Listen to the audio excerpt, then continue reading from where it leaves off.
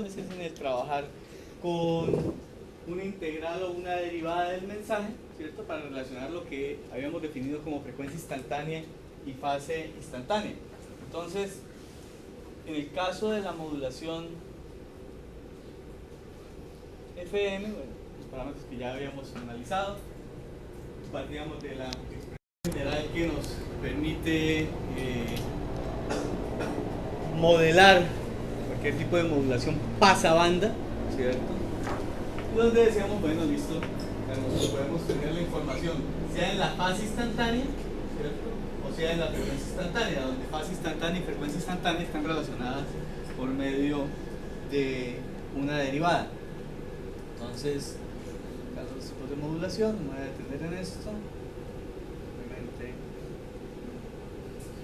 para el caso de la modulación de frecuencia, veíamos que la expresión que nosotros tenemos para relacionar frecuencia instantánea con el mensaje, ¿sí?, se parece mucho a la expresión que teníamos en el caso de la modulación lineal, la modulación AM, para relacionar el mensaje con la envolvente, ¿sí? Entonces, en el caso de la modulación AM, aquí tendríamos un A sub C multiplicado a 1 más K sub A por M de T, y eso era la envolvente del mensaje, ¿cierto?, de la señal modulada, perdón. Y en el caso de FM, una relación muy parecida se da, pero con respecto a la frecuencia instantánea. Es decir, que la frecuencia instantánea varía linealmente en función del mensaje. Esa es la clave cuando estamos hablando de FM. Entonces, sabiendo cuál era la relación entre fase instantánea y frecuencia instantánea, entonces habíamos planteado esta expresión, ¿cierto?, que sería la forma general de una señal modulada en FM. Recordamos que el caso de F entonces lo denominábamos coeficiente de sensibilidad, medido en Hertz por volt o en Hertz por ampere, dependiendo del tipo de señal de la que estuviéramos hablando. Entonces, quiero detener un poco en esta imagen, ¿cierto?, donde acá tenemos un cierto mensaje, ¿sí?, y una portadora. Aquí por facilidad la portadora se está mostrando como si fuera una señal triangular, en realidad debería ser una señal sinusoidal, simplemente para poder comparar fácilmente los cambios que se dan entre una señal FM y una señal PM, ¿sí? Si nosotros vemos las gráficas, están acá en verde y amarillo, ¿sí?, una es FM y la otra es PM. Si nosotros las vemos, ¿cierto?, vemos estas dos señales sin saber cuál es el mensaje, pues resulta imposible definir cuál es cuál, ¿cierto? Entonces, ya sabiendo cuál es el mensaje, ¿sí?, en este caso una sinusoidal, ¿cuál de las dos señales, ¿sí?, la verde o la amarilla, corresponderá a una señal FM? ¿Por qué?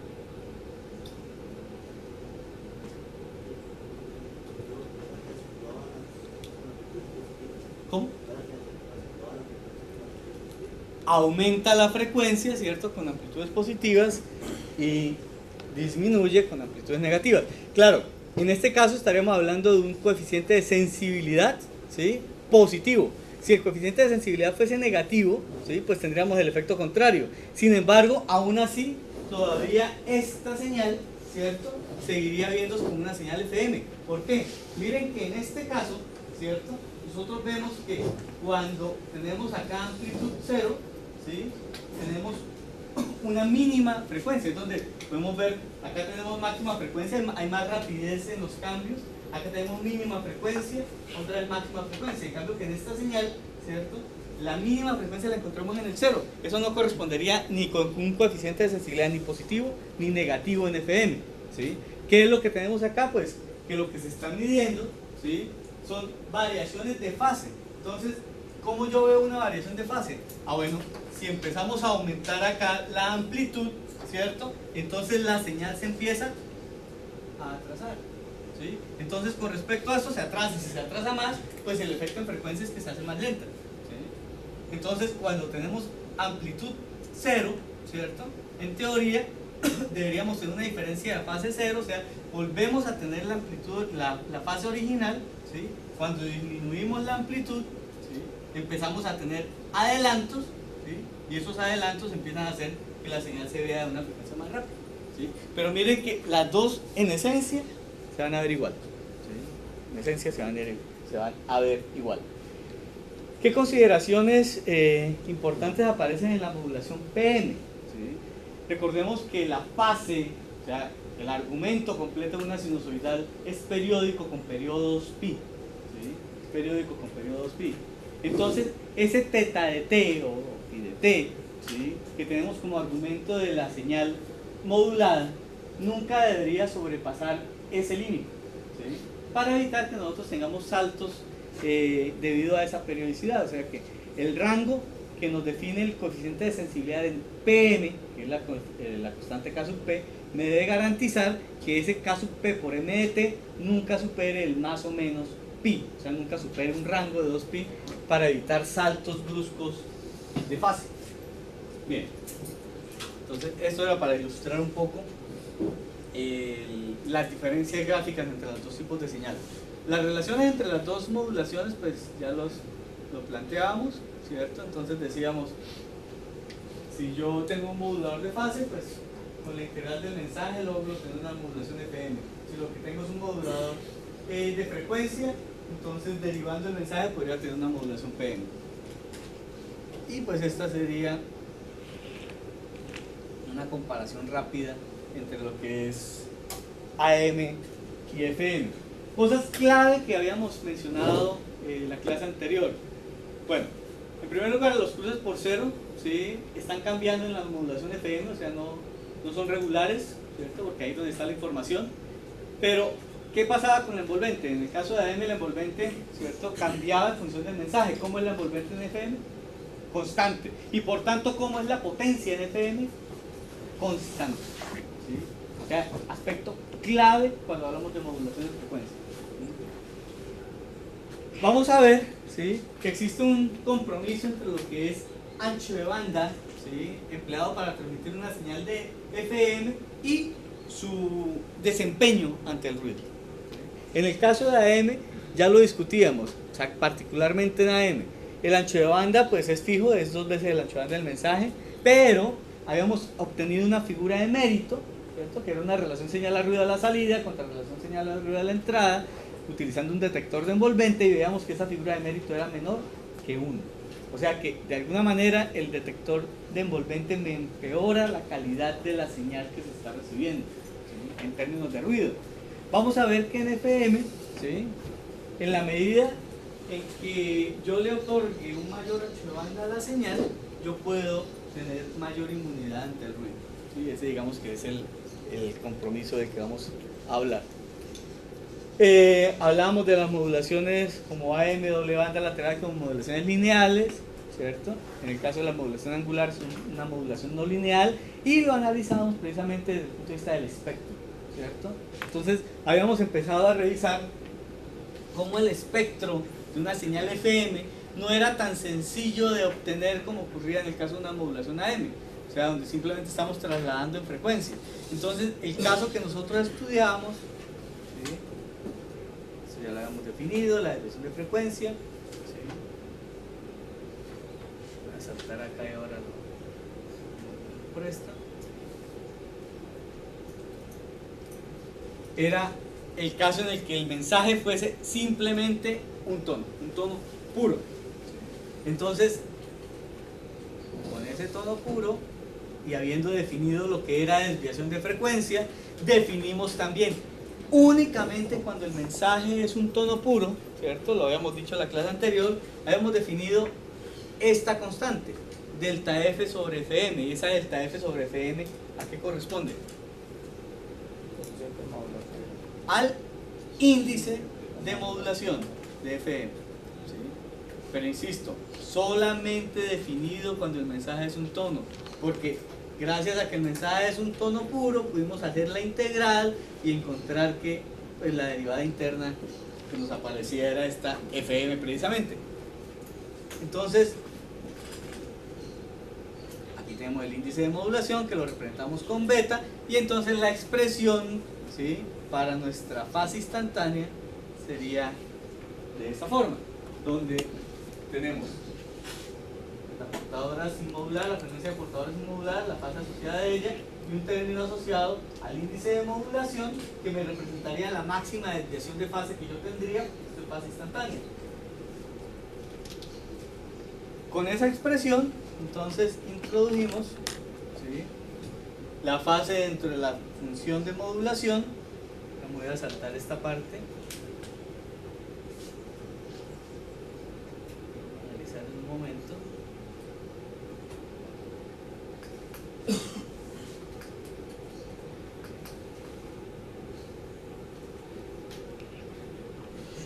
Me quedo con esto.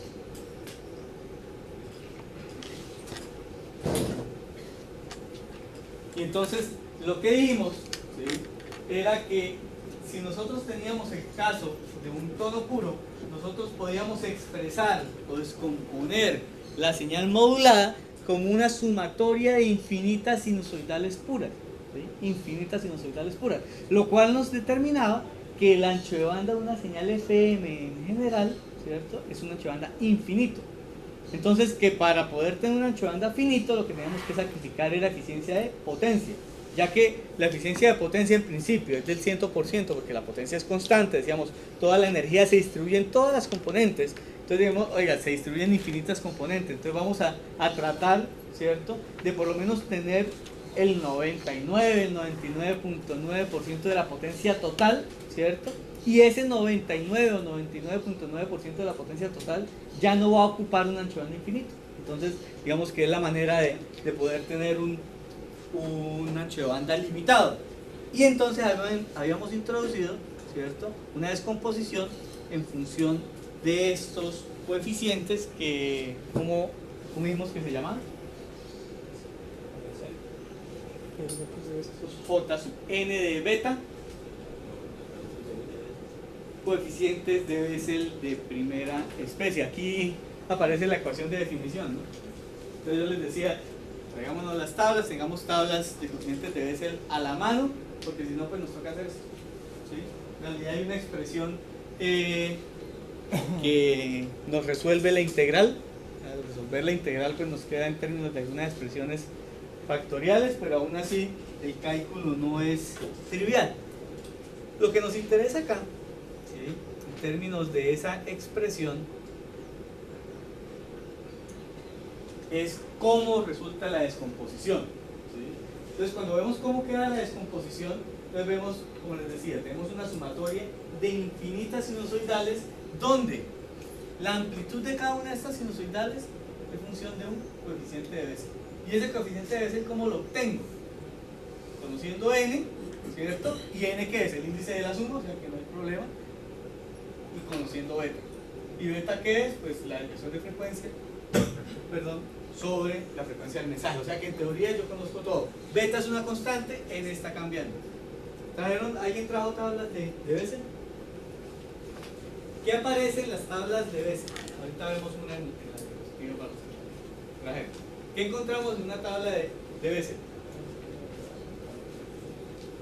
O sea, en las tablas de Bessel aparecen estos coeficientes. Si ustedes miran en las tablas, en las columnas aparecerá un parámetro, digamos n, ¿cierto? Bueno, normalmente en la columna aparece beta, ¿sí? Y en la otra aparece n. Entonces, sí, en las filas aparece n y en las columnas aparece beta, ¿sí? En fila aparece n, en las columnas aparece beta.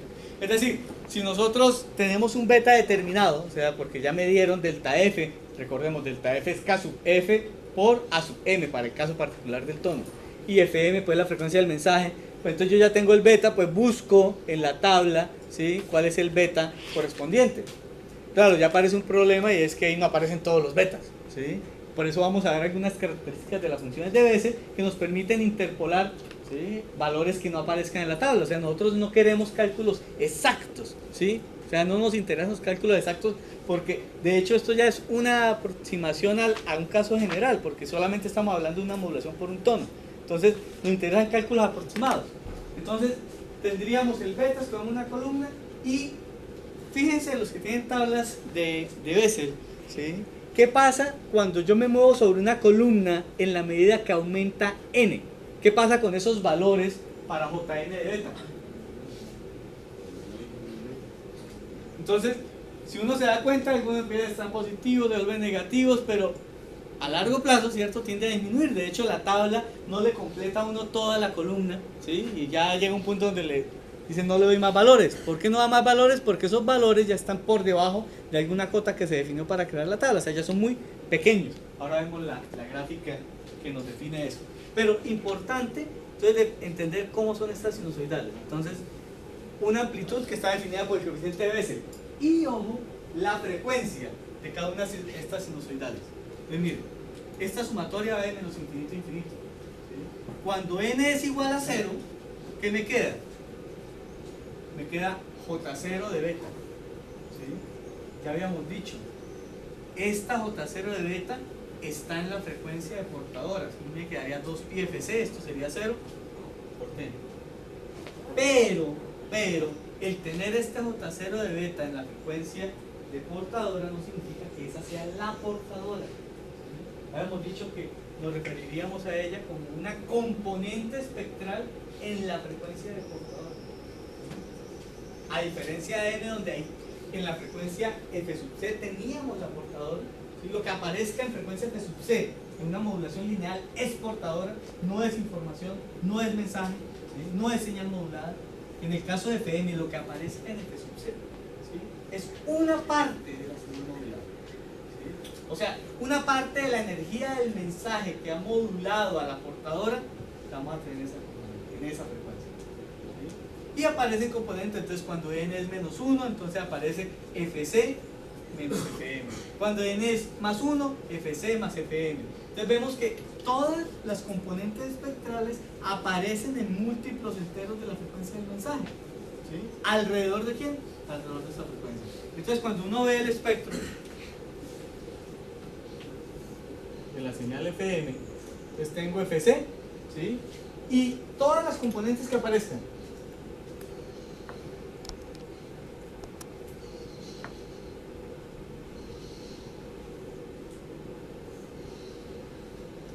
Todas las componentes que aparezcan, para el caso de una modulación por una sinusoidal pura, están separadas FM. ¿Sí? Esa es la separación, es lo que me está diciendo ella.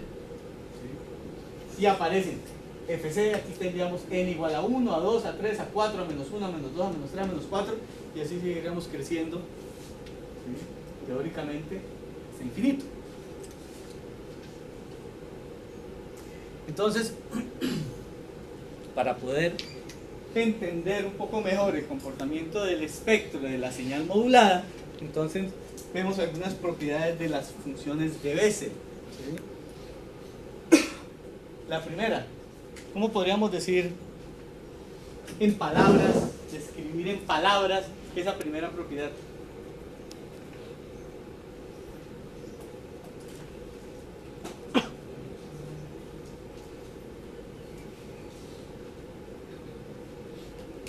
Y de alguna manera, ¿sí?,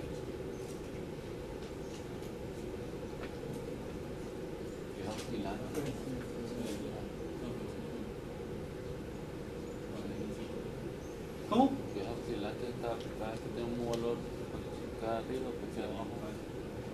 Aquí en la gráfica tenía un error, la acabo de corregir. Sería un reflejo de lo que estamos mostrando allá. ¿Qué pasa cuando n es impar? ¿Cómo se comportan los coeficientes de Bessel? Negativo. No, pero aquí estamos viendo es una relación entre, mire, ¿entre quiénes? Entre los j sub n, es decir, los que vamos a tener a este lado, y j sub menos n, es decir, los que vamos a tener a este lado. ¿Estamos? Entonces, ¿cómo se relacionan? La relación que tendríamos sería una relación impar. ¿Sí? O sea, los coeficientes para n impar tienen simetría impar. ¿Sí? O sea, en resumen, este va para arriba, este va para abajo, este va para abajo, este va para arriba. Pero cuando n es par, esto sería 1, y entonces los coeficientes tienen simetría par. Entonces, si este va para arriba, pues este también va para arriba, si este va para abajo, pues este también va para abajo. ¿Sí? Primera característica. Los coeficientes de Bessel tienen simetría par e impar dependiendo de si n es